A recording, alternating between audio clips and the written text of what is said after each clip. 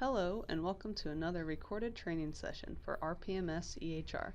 My name is Katie Johnson and I am the EHR Integrated Care Coordinator at the Northwest Portland Area Indian Health Board. In this section we will be covering the cover sheet. Time for my disclaimer. In all of these recordings, the database that I am using is a scrambled training database. It contains no real patient information. The data may look real, but it is not. Hello everyone, here we are on the Coversheet tab today. I've got a patient and a visit already selected, and I'm just going to cover a little bit about the cover sheet. So the cover sheet is designed to give you kind of a snapshot of what is going on with the patient, little bits of information all in one place without having to click around on different tabs in EHR. Lots of this information is displayed elsewhere as well in EHR, but this is just trying to get several things together in one place. And depending on your site, your cover sheet could be slightly different. Your CAC has control over what each of these little squares are, each of the components, and in what order they're in. So first we see here the active problem list, a snapshot of the patient there, and then we have the medication list. We have the adverse reactions, the allergies for the patient. Now the allergies are also shown on the postings button.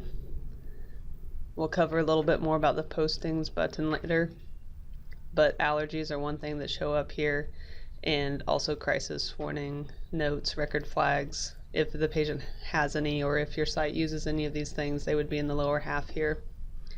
The advantage of the postings button up here is that it's available from anywhere in EHR, no matter what tab you're on. These top buttons don't change. We have vital signs. This is one place you can see them. If you click on one, you get more information and you get the ability to graph things. You can see there's only one data point here, but if I change the date range, and it will find the last several of that vital sign, and you can see how it's trending over time. It's a nice little feature. If there are any lab orders, they're showed here. The reminders, if your site has deployed reminders, this is one place to view them. Probably the most common place to view reminders is actually here on the red alarm clock. If there are reminders due, it shows red, and you can click on that and see what is needed. We'll cover that in more detail later. Just wanted to point out that's one of the duplicate places here, the reminders, and also on the alarm clock. In the lower left-hand corner here, in this case, we have a list of appointments and visits. That can be helpful. It will show upcoming visits that the patient has scheduled, as well as their recent historical visits.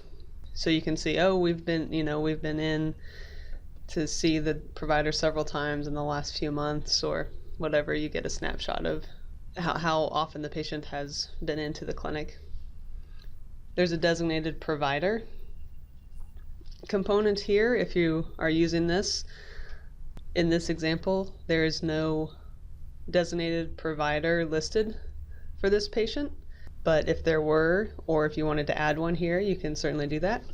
Another place that displays is up here in the upper right hand corner. If a primary provider is assigned, it shows up here in this banner. Triage summary, that comes from usually the triage tab is what it's called. If there has been a chief complaint entered, any vitals entered, things like that, it'll display a little summary right here. Again, that information is viewable elsewhere in EHR. There's not a lot of action that you do here on the cover sheet. It's more of a gathering information. I will note that the cover sheet is usually the best place that people go to enter allergies. So if a patient has an allergy and you need to document that, they come to the cover sheet and go to the adverse reactions section. right click and say New Adverse Reaction, and you can enter it from here. I'll go into more detail on that later about how to enter an allergy appropriately. Here's also the box to check for no known allergies if the patient simply has none. Well, that covers it today for our cover sheet. Thank you for taking the time to listen.